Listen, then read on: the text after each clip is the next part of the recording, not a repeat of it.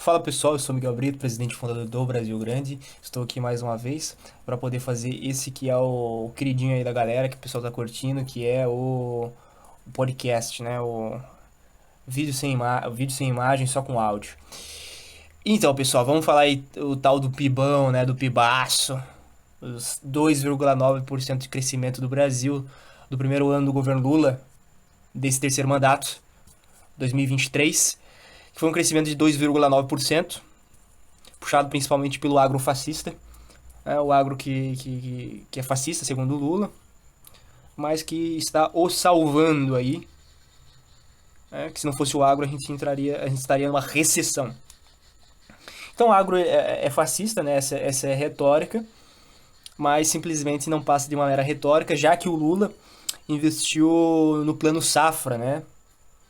O plano safra, o maior plano safra da história. Eu vou puxar aqui os números para a gente poder falar com exatidão, né, de quanto que foi investido no plano safra de 2023. Não quero cometer nenhum equívoco aqui, certo? Vamos ver aqui. Então, o plano safra,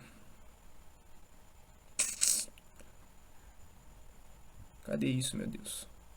Foi de 293 bilhões, é isso? Não, esse aqui é 2023, 2024. Eu gostaria de saber do 2022, 2023. Vamos ver se a gente acha aqui rapidinho, tá?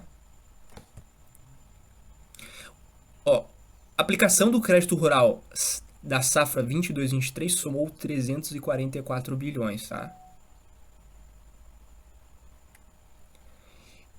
E o plano safra de 2023-2024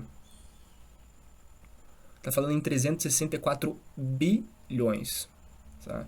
Então um aumento aí, um leve aumento, mas o Paraná propõe, tá? Uma notícia agora há pouco, tá? De 19 horas atrás, o Paraná propõe ao governo federal plano safra 24/25, ou seja, ano que vem, né? Temporada 24/25, de 568 bilhões. Meio trilhão de reais. Tá certo? Então as cifras elas mostram que o plano safra cresce e vai continuar crescendo. Além disso, a indústria cresceu 1,1%. Então teve um aumento aí de 1,1%. A gente já vai falar mais de indústria. E os serviços cresceram 2,4%. O consumo das famílias cresceu em 3,1%. Tá?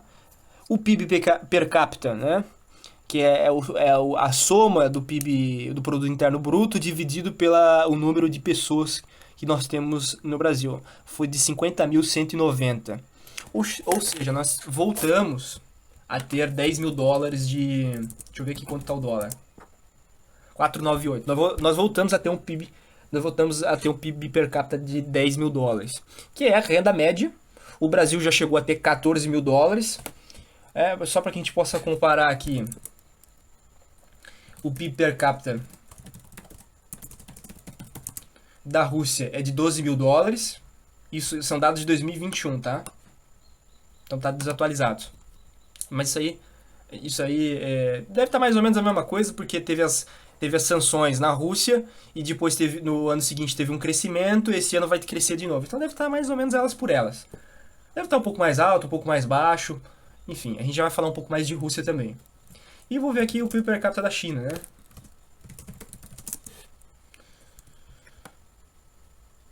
Vamos olhar aqui. O PIB per capita da China é 12 mil também. 12 mil dólares. Então o Brasil tá mais ou menos elas por elas, mas assim, vamos falar a verdade? O Brasil é um país muito desigual. Né? Poucos países do mundo são mais iguais do que o Brasil. Entre as grandes economias, o Brasil acho que é o país mais igual entre as principais economias do mundo. Tem países mais iguais do mundo, tá? Isso é geralmente coisa de país emergente. Até tem países emergentes que são mais igualitários, né? Que tem um PIB per capita maior, que essa equação é um pouco mais bem feita. Mas, via de regra, o Brasil é um país bem desigual. Então, nós temos um país onde no sul e no sudeste, no centro-oeste, você tem um bom desenvolvimento, um relativo per capita, né? Bom, um índice de desenvolvimento bom, razoável, mas quando você vai para o norte, assim, sem estado, né? A coisa é cheio de problemas estruturais. No Nordeste também você vê bastante isso, mas não tanto quanto o Norte. O Nordeste é o meio do caminho ali. Bom, dito tudo isso, nós podemos dizer que enquanto não for resolvido, o problema de um aumento de produtividade no Brasil, uma complexidade industrial maior, um pleno emprego, né, tudo se torna muito mais difícil. Tá? Então você precisa de um projeto nacional de desenvolvimento bem estabelecido, com metas, com contrapontos, com regras, e seguir esse plano, ou então nós vamos ser sempre esse país que resolve os problemas sempre que eles surgem, né? Você não tem um planejamento de resolução de problemas perene. Você tem simplesmente o governo tentando resolver problemas do dia de hoje, sem pensar no dia de amanhã. Vender o almoço para comprar a janta. Então, nós somos um país rico em recursos naturais, com um povo maravilhoso, mas cheio de problemas estruturais que precisam ser resolvidos. Aí a pergunta que fica, o governo Lula está resolvendo esses problemas? A verdade é que não, né? A verdade é que não. Se eu fosse classificar o governo atual, eu daria uma nota 3. Sim, uma nota 3. Nota 3 bem falsa, sabe? Mas a mídia, ela vende o governo Lula como se ele fosse nota 5, como se ele fosse nota 6. E quando o governo Lula acerta, a mídia faz questão de o criticar, né? A mídia faz questão de o criticar, os bolsonaristas fazem questão de o criticar, os setores liberais fazem questão de criticar. Então, para o governo Lula, então, poder fazer o que precisa ser feito, ele precisa resolver os setores liberais, que são as ONGs, que é a mídia, que os institutos, né, que fazem de tudo para que o Brasil seja essa eterna colônia, que façam com que o Brasil eternamente seja uma casa da mãe Joana, um eterno banquete para banqueiros, né? Um eterno país para servir os países do norte, os Estados Unidos e a Europa, dando recursos em natura, sem mesmo fazer qualquer processo industrial um pouco mais complexo, gerar um pouco mais de valor agregado. Então o Brasil é esse país que foi arquitetado, foi projetado para nunca dar certo. É um projeto, tá? É um projeto. Se o Brasil simplesmente conseguisse romper com esse projeto de dar errado, né? Só romper, não estou falando nem de criar um plano nacional de desenvolvimento, simplesmente começar a romper com esses setores liberais, o Brasil já cresceria 5%. Porque vejamos, o Brasil cresceu 2,9%. Sem muito um planejamento, sem muito uma meta, sem muito um caminho, tá? Então, se faz necessário pegar todas as armas que o Brasil tem e então começar a criar esse projeto e começar a romper com esses setores liberais. Bom, eu fiz recentemente um tweet onde eu falo que o Estado brasileiro ele precisa começar a pensar numa indústria acerca do agro, tá? Rodeando o agro, cercando o agro. Então nós temos um setor muito pujante, que é o agronegócio, um setor muito produtivo, mas que internaliza pouco dinheiro no Brasil. Porque apesar do agronegócio movimentar muito dinheiro, ele não dá muito dinheiro, tá? Assim, as cifras são boas, as exportações são boas, as divisas são boas, é o que paga a nossa conta. Nós não devemos demonizar o agro. Quem faz coisas equivocadas no agro precisa sim ser responsabilizado. É por isso que nós temos um Código Florestal muito bem feito, feito pelo Aldo Rebelo, ex-ministro da Defesa, ex-ministro do Esportes, que transitou entre o governo Lula e transitou entre o governo Dilma. Saudoso Aldo Rebelo, que agora está no governo do estado de São Paulo, com o Nunes, e tá sendo até ventilado que ele possa ser vice do Nunes. Eu espero que seja mesmo, porque o Aldo é uma pessoa muito competente e precisa de visibilidade porque é um nacionalista e ama e entende muito o Brasil. Então, o agronegócio ele precisa de toda uma indústria em torno dele para a gente começar a agregar mais valor a isso. Então, nós precisamos produzir tratores aqui, nós precisamos produzir os fertilizantes aqui, diminuir essa dependência da Rússia, de Belarus, de Marrocos, do Irã, que são sim bons parceiros do Brasil, devem sim permanecer sendo bons parceiros do Brasil, mas o Brasil jamais pode se sujeitar a ser um país que importa fertilizantes. Algo tão simples num país das dimensões que nós temos. Nós temos aqui o potássio, né, que é o principal fertilizante que nós importamos, em abundância. Basta então fazer o processo industrial e, como eu disse, romper com setores liberais, esses setores liberais que falam que o fato da gente explorar potássio ou fazer qualquer coisa relacionada a qualquer tipo de desenvolvimento é um retrocesso, porque isso seria então simplesmente desmatar, né? Seria ir contra o meio ambiente, quando na verdade isso não tem nenhuma comprovação científica, tá? Os países que aqui no Brasil falam tanto em passos de carbono, em preservação de meio ambiente, são os mesmos países que desmatam e que compram os nossos recursos, né? Então não é um discurso verídico, não é um discurso verdadeiro, é simplesmente hipocrisia, retórica, na qual nós jamais devemos embarcar nessa história. Então o Brasil precisa se emancipar, precisa agregar mais valor. Nós precisamos também pensar em processos mais complexos também da indústria alimentícia. Vamos lá, o que o Brasil pode fazer? O Brasil tem que desenvolver o setor de vinhos, o setor de queijos, o setor de azeite, que são coisas que vão agregar um valor maior, vão gerar mais emprego e vão fazer com que o Brasil possa, então, empregar mais. Né? Outra coisa que atrapalha muito o Brasil é que nós temos uma informalidade muito grande. E nesse sentido o governo Lula já está procurando fazer com que haja a regularização dos motoristas de aplicativo, né? Que é uma boa parcela da empregabilidade no Brasil. Os motoristas de iFood, os motoristas de Uber. E aí entra toda uma discussão se taxar, né? Se você regularizar o mercado, isso significa que as empresas vão sair do Brasil. Primeiramente, o iFood foi feito no Brasil. E o fato dele ter sido feito no Brasil e ele ter a maior parcela de mercado do Brasil faz com que o iFood não queira sair do Brasil, mesmo com essa regularização maior. Tá certo? Eu sei que o iFood também tá presente em alguns países aqui da América Latina, acho que Colômbia ele também tá. Geralmente, quando o Brasil, as empresas brasileiras pensam em expansão, elas vão para Colômbia, elas vão para o Peru, elas vão para o México, que são mercados internos razoavelmente interessantes para se investir. Então eu sei que o iFood também está um pouco aqui na América Latina, tá certo? Então o Brasil, como o país mais importante, mais influente, maior economia da América Latina, necessariamente o iFood não sairá do Brasil, até mesmo porque nasceu aqui. O Uber em questão, né, que é uma empresa, sei lá, britânica, americana, deixa eu pesquisar aqui rapidamente, tem a sua maior faixa de mercado aqui no Brasil, tá certo? Então, assim, não vai sair também.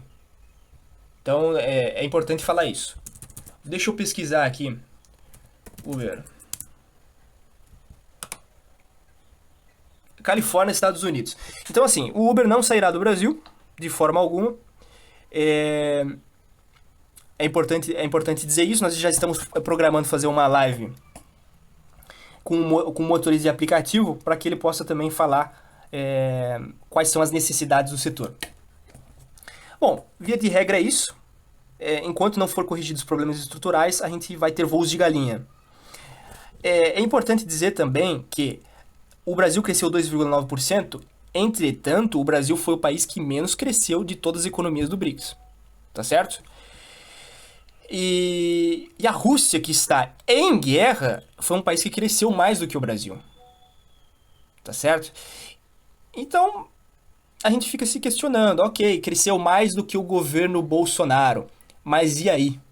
Né? O fato do governo Lula ser um nota 3 e ser um pouco melhor economicamente do que o governo Bolsonaro, não faz do governo Lula um governo que resolve de fato e de verdade os problemas estruturantes do Brasil.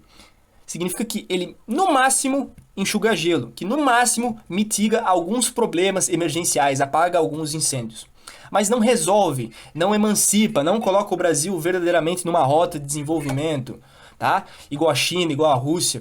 Então a gente precisa de plano, a gente precisa de fato colocar metas, tá? Até o Plano Safra, vou citar aqui o Plano Safra, que foi de fundamental importância para que o governo Lula tivesse esse 2,9% de crescimento.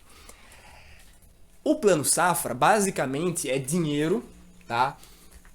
Para pequenos e médios produtores produzirem, comprar fertilizantes, comprar os insumos, comprar as máquinas. Então, é um grande plano para que, então, os produtores possam produzir. Só que eu acho, tá, que o governo ele deveria ser mais interventor. O Plano Safra é um plano liberal, tá? Isso que as pessoas não entendem. Aí você fala assim, não, meu, como que é um plano liberal se o Estado está colocando dinheiro para esses produtores produzirem? É mais ou menos a mesma lógica do que o Bolsa Família, tá? Por quê? Eu vou falar o porquê que o Plano Safra é um plano liberal e não é tão nacional desenvolvimentista como algumas pessoas vendem. Eu vou dizer o porquê. Porque o Plano Safra, ele é basicamente assim, nós precisamos ter divisas. Nós precisamos desse dinheiro do agronegócio para pagar as nossas contas aqui. Porque se a gente não tiver dinheiro do Plano Safra, basicamente a gente não consegue fechar as contas no azul.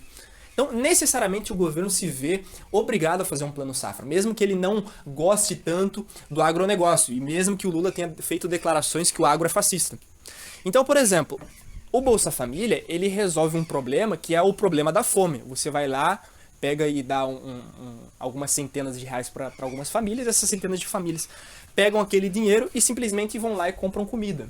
Tá? Aí você fala assim, isso é errado? Não, isso não é que é errado, é que o Estado deixou de fazer o que precisava fazer. E aí então chegou-se, né, nessa problemática, nesse problema da fome. Porque se essas famílias estivessem bem estruturadas, elas nem precisariam desse plano. Tá certo? Então é simplesmente apagar o incêndio, sem dar uma solução. Tá? Então o governo ele se vê refém da situação. E essas famílias que recebem Bolsa Família também se veem refém dessa situação. Aí eu te pergunto, como sair dessa problemática? Primeiro, você precisa de projeto, de plano, de metas, né? Então, assim, o Plano Safra ele precisa evoluir para um plano mais bem estabelecido, que é esse agregar valor, né? Como eu tinha falado, agregar valor em torno do agro, como a indústria de máquinas, de fertilizantes, agregar valor fazendo queijos, vinhos. Eu tô dando exemplo, tá? Tem muito mais coisa do que isso, mas eu tô só dando alguns exemplos aqui simples, básicos, para que vocês possam entender.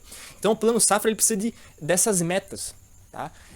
Não é só simplesmente pegar esse dinheiro, que são bilhões, centenas de bilhões de reais, e dar pro produtor produzir. Isso é muito bom, isso sim gera emprego, mas não gera tanto emprego quanto se gostaria. Traz mais divisas do que benefício estruturante para o país. Você tem que chegar no agroprodutor e começar a pensar em como a gente pode superar esse modelo e convencer ele, né, de que ele vai ganhar mais dinheiro com isso. Você tem que ser amigo dele, não chamar ele de fascista, né? Você tem que ter uma relação estreita com esses produtores para então, através desse capital produtivo, esse dinheiro que a gente tem a possibilidade de ter, começar a ter mais e mais dinheiro através desse plano de metas, de alcançar.